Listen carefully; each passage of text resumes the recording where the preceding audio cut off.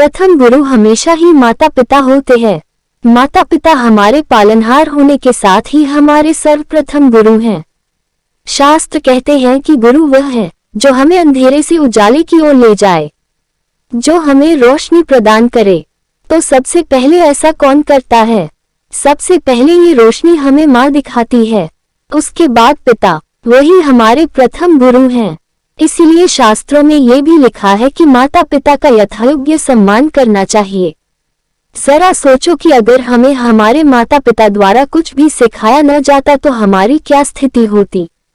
क्या हम ढंग से चल पाते, बात कर पाते, लिख पाते, व्यवसाय कर पाते?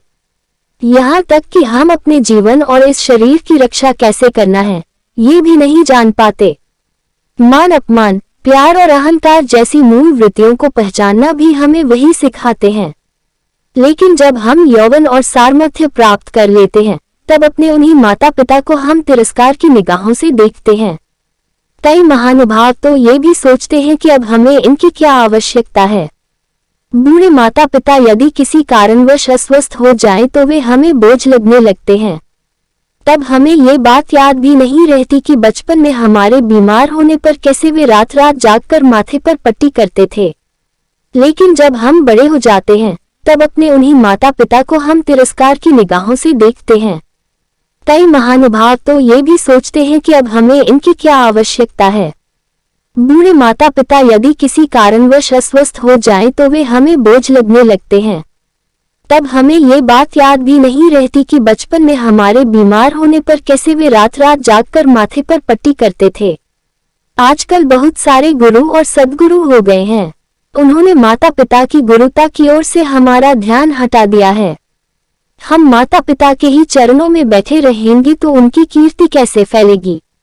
इसलिए वे परमात्मा से मिलाने और जीवन का सच्चा ज्ञान दिलाने वाले सद्गुरु का महत्व बताकर असल में अपने महत्व की ओर ध्यान खींचने की कोशिश करते हैं। यहाँ पर यह मत समझो कि हमें जीवित रखना हमारे माता पिता का अपना स्वार्थ था, उनकी मजबूरी थी। नहीं, यह उनका प्रेम था हमारे प्रति। जैसे उनके माता पिता ने उन्हें प्रेम किया था वैसे ही वे हम पर प्रेम उड़ेलते हैं। तो ये दूसरे गुरुओं के लिए भी एक सीख है, उदाहरण है। जो सच्चा गुरु है वह भी अपने शिष्य को संतान के ही समान प्यार करता है। उसे जीवन की रोशनी दिखाने के लिए उसी तरह रात दिन सिरहाने बैठा रह सकता है। लेकिन इधर हमने भी पाश्चात्य संस्कृति की हवा खा ली है और गुरुओं ने भी। इसलिए आजकल जगह जगह पर अनेक प्रकार के गुरुओं सद्गुरुओं के आश्रम खुल गए हैं और दूसरी ओर वृद्धाश्रमों की भरमार हो गई है। एक कहानी है जो हम सब ने सुन रखी होगी श्रवण कुमार की।